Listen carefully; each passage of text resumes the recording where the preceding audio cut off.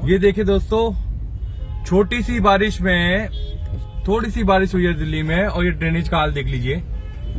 पूरे सीवर जाम पड़े हैं। इन्होंने सबक नहीं लिया जून जुलाई की बारिश से, अगस्त की बारिश से, और ये पूरा सब जगह जाम, सड़कों पे पानी लबालब भरा हुआ है। थोड़ी सी बारिश होती है और दिल्ली नदी बन जाती है।